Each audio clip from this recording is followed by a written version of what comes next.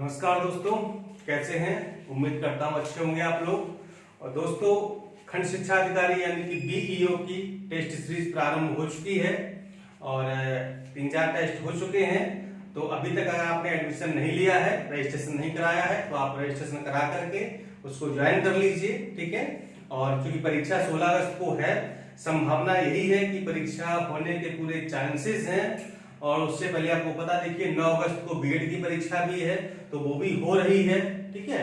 और तो यही कहा जा सकता है कि लोक सेवा आयोग बिल्कुल परीक्षा कराने के मूड में है, ठीक है।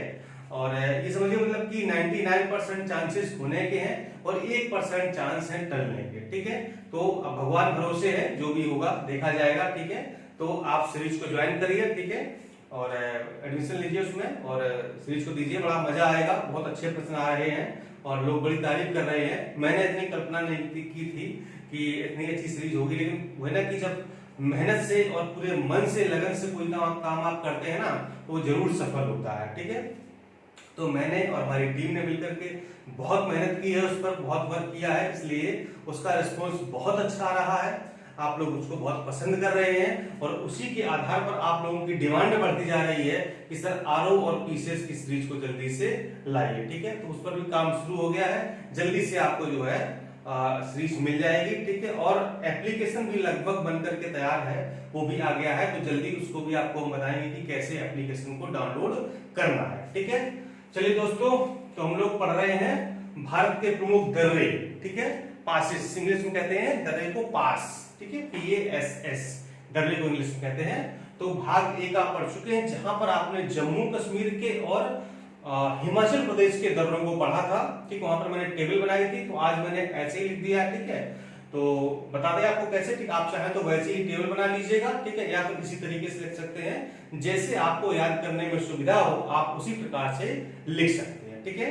तो आज हम पढ़ने वाले हैं उत्तराखंड के, सिक्किम के, अरुणाचल प्रदेश के और महाराष्ट्र के, केरल के और मणिपुर के, ठीक है। इतने राज्यों के दर्रे पढ़ेंगे और ये इतने महत्वपूर्ण हैं कि यहाँ से हर दर्रा किसी ना किसी परीक्षा में जरूर पूछा गया, ठीक है। या तो ये पूछा गया कि वो कहाँ पर स्थित है, या किस को जोड़ता है, या वो कहां से गुजरता है, या उस दर्रे की अवस्थिति कहां पर है, वो कहां स्थित है, किस राज्य में स्थित है, किस पहाड़ी में या किस घाटी में या किस पर्वत श्रेणी में वो स्थित है, ठीक है।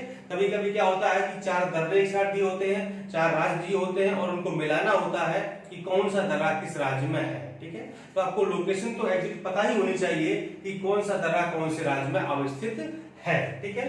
तो चलिए शुरुआत करते हैं सबसे पहले उत्तराखंड के दर्रे, ठीक है। तो पहला दर्रा है माना दर्रा, ठीक है। इसकी ऊंचाई है 5545 मीटर और ये कुमायूं पर्वत श्रेणी में स्थित है, ठीक। कहां पर स्थित है? कुमायूं पर्वत श्रेणी में स्थित है।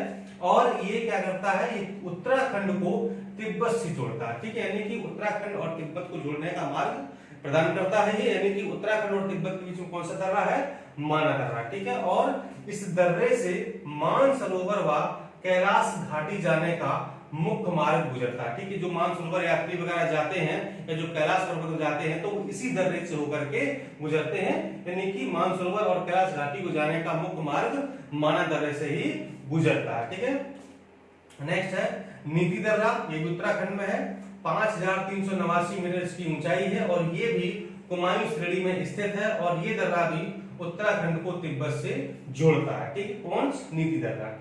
इसके बाद है लिपुलेख दर्रा, ऊंचाई है 5334 मीटर, ये भी कुमायूं श्रेणी में स्थित है और कैलाश पर्वत व मानसरोवर के यात्रियों द्वारा विशेष रूप से इसका इस्तेमाल किया जाता है, ठीक है। यानी जो लोग कैलाश पर्वत पर जाते हैं या जो मानसरोवर, जो अमरनाथ यात्रा वगैरह होती है ना, तो वो जो है यहीं से लिपुलेख दर्रे से होकर के होती है। जो भी मानसरोवर यात्री होते हैं, ठीक है, तो वो जो जाते हैं यात्रा पर, तो इसी दर्रे से होकर के गुजरते हैं, इसका इस्तेमाल करते हैं।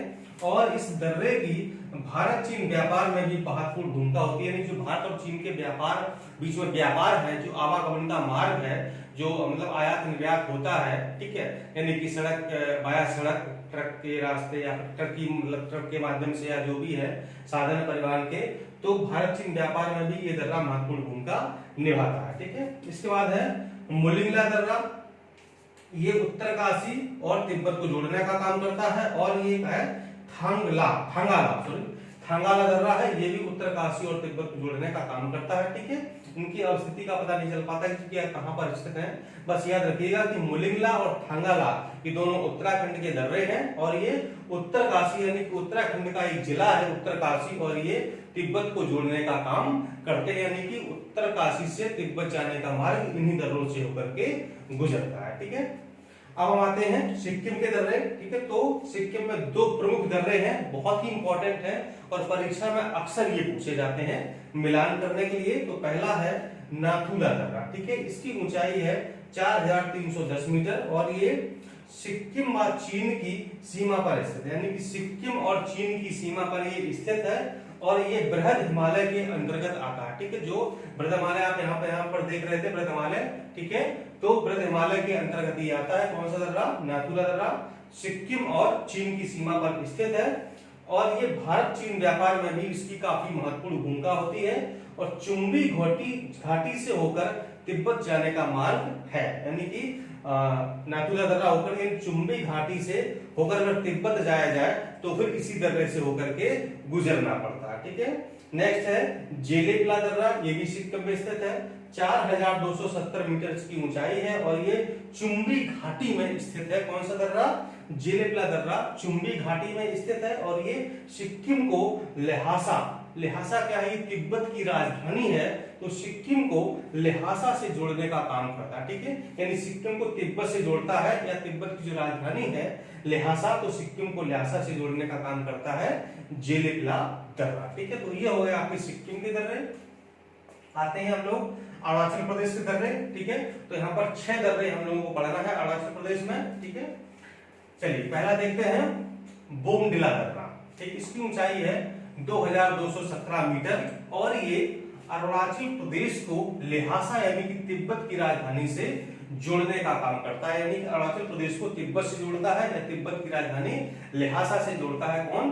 बोमडिला दर्रा। ठीक है, और ये तवांग घाटी होकर जाता है। ठीक है, इनका जो रास्ता है वो तवांग घाटी से होकर के गुजरता है। ठीक है, नेक्स्ट है यांगयाप दर्रा। यांगयाप दर्रा है, ये भारत तिब्बत सीमा पर स्थित है और बृहद हिमालय श्रेणी में ये आता है। ठीक है, भारत तिब्बत सीमा पर स्थित है और कहां पर है? जो बृहद हिमालय श्रेणी है उसमें स्थित है यांगयाप दर्रा। और ये क्या है इसके बारे में कि जो ब्रह्मपुत्र नदी है भारत में इसी दर्रे के पास से प्रवेश करती है। ठीक है, जो ब्रह्मपुत्र नदी है, ठीक है, तो जो तिब्बत में बहती है, तो जो ब्रह्मपुत्र नदी भारत में जब प्रवेश करती है तो इसी दर्रे के पास से होकर के भारत में ये प्रवेश कर जाती है, यांगयाप दर्रे के पास से होकर के। नेक्स्ट है डिफू दर्रा, इसकी ऊंचाई है 4587 मीटर। कुछ दर्रों की ऊंचाई एग्जैक्ट नहीं मिली है। ठीक है, उनकी बड़ी कंफ्यूजन वाली स्थिति थी तो उन्होंने नहीं लिखा है। ठीक है, कुछ दर्रों की एग्जैक्ट लोकेशन नहीं मिलती कि वो वास्तव में कहां पर स्थित है। ठीक है, तो बिल्कुल परेशान मत होना, बेसिकली पूछा जाता है कि वो किस राज्य में स्थित है और वो किसको जोड़ने का काम करता है, किन किन शहरों को जोड़ता है या किस घाटी से होकर के वो गुजरता है। ठीक है, तो डिफू दर्रा है 4587 मीटर ऊंचाई इसकी है और ये भारत म्यांमार के परिवहन व व्यापार के लिए उपयोगी है, यानी जो भारत और म्यांमार के बीच में जो परिवहन के साधन है, जो व्यापार होता है, आने जाने का मार्ग होता है, उसके लिए ये काफी उपयुक्त माना जाता है डिफू दर्रा भारत म्यांमार परिवहन और व्यापार के लिए। नेक्स्ट है दिहांग दर्रा, ये 1220 मीटर ऊंचाई इसकी है और ये अरुणाचल प्रदेश को म्यांमार से जोड़ने का काम करता है। ठीक है, दिहांग दर्रा। अगला है लिखापानी दर्रा, इसकी ऊंचाई 4000 मीटर है और अगला है पांगसाण दर्रा, ये भी अरुणाचल प्रदेश में स्थित है। ठीक है, तो इनके बारे में कोई बहुत ज्यादा नहीं मिलता है, लेकिन नाम याद रखिएगा। लिखापानी कई बार पूछा गया है कि कहां पर स्थित है। ठीक है, तो लिखापानी कहां का दर्रा है? ये अरुणाचल प्रदेश का दर्रा है। ठीक है, तो 6 दर्रे आपके मिलेंगे आपको अरुणाचल प्रदेश में। 6 के आपको नाम याद रखने हैं। ठीक है, और उनकी स्थिति वगैरह जो भी जहां से गुजरता है जिसको जोड़ने का ये काम करते हैं। अगला है महाराष्ट्र के दर्रे। ठीक है, तो 2 दर्रे प्रमुख है महाराष्ट्र में, एक है थालघाट और दूसरा है भोरघाट। ठीक है, घाट दोनों में लगा हुआ, थालघाट और भोरघाट दर्रा। ठीक है, इसकी ऊंचाई है 583 मीटर, ये पश्चिमी घाट में स्थित है और ये मुंबई कोलकाता मार्ग यहाँ से गुजरता है, जो मुंबई से कोलकाता जाने का रास्ता है वो थालघाट दर्रे से ही गुजर होकर के गुजरता है। और जो भोरघाट दर्रा है ये भी पश्चिमी घाट में ही स्थित है, ये मुंबई से पुणे को जोड़ने का काम करता है। इनकी मुंबई से ये दर्रा काफी इंपॉर्टेंट है, परीक्षा में पूछा गया है, ठीक है, कि मुंबई से पुणे को जो जाने का रास्ता है, जो जोड़ने का काम करता है, वो कौन सा दर्रा करता है? भोरघाट दर्रा करता है, ठीक है। और जो मुंबई को कोलकाता से जोड़ता है वो है थालघाट, ठीक है। तो दो दर्रे हैं, भोरघाट और थालघाट। भोरघाट मुंबई पुणे और थालघाट मुंबई कोलकाता, ठीक है। इतना आपको याद रखना है। केरल के दर्रे देख लेते हैं, दो दर्रे यहाँ पर हैं, पालघाट दर्रा और शेनकोटा, ठीक है। अब देखिए कंफ्यूजन कहाँ होती है, क्योंकि जो केरल का दर्रा यहाँ पर भी घाट लगा हुआ है, जो महाराष्ट्र दर्रे यहाँ भी घाट लगा हुआ है, ठीक है। तो मिलान करने के बाद तो आप सोचते कि घाट मतलब कि महाराष्ट्र का दर्रा होगा, लेकिन नहीं, जो पाल घाट है वो केरल का दर्रा है, ठीक है। ये परीक्षा में से कंफ्यूजन के लिए एग्जामिनर डाल देता है कि आप घाट के चक्कर में आएंगे और महाराष्ट्र वाले टिक लगा देंगे, ठीक है। तो ऐसी गलती मत करिएगा। भोर और थाल ये महाराष्ट्र के हैं और पाल घाट है केरल का। 305 मीटर इसकी ऊंचाई है। ये नीलगिरी व अन्नामलाई पहाड़ियों के मध्य में स्थित है और ये केरल को तमिलनाडु व कर्नाटक से जोड़ने का काम करता है। पाल घाट दर्रा केरल को तमिलनाडु और कर्नाटक से जोड़ने का काम करता है। और एक और है शेनकोटा दर्रा, इसके बारे में कुछ खास मिला नहीं, खाली नाम याद रखिएगा कि शेनकोटा दर्रा कहाँ, एक आध बार परीक्षा में पूछा गया है। तो शेनकोटा दर्रा कहाँ स्थित है? ये केरल में स्थित है, ठीक है। और अंतिम है मणिपुर के दर्रे, यानी कि मणिपुर में एकमात्र दर्रा है, उसका नाम है तुजू दर्रा, ठीक है। ये तुजू दर्रा है, ये मणिपुर के दक्षिण पूर्व में स्थित है। कहां पर? मणिपुर के दक्षिण पूर्व में स्थित है और म्यांमार जाने का मार्ग इसी दर्रे से होकर के गुजरता है। यानी कि अगर आपको मणिपुर से अगर म्यांमार जाना हो तो फिर आपको तुजू दर्रे से होकर के गुजरना पड़ेगा, तभी आप म्यांमार पहुंच पाएंगे, ठीक है। तो दोस्तों ये थे हमारी आज की क्लास। दर्रे हमारे लगभग समाप्त हो गए हैं 2 क्लास के माध्यम से। और अगर इतना आपने पढ़ लिया तो समझो कि 1 या 2 प्रश्न आपके ज्योग्राफी के तैयार हो गए, ठीक है।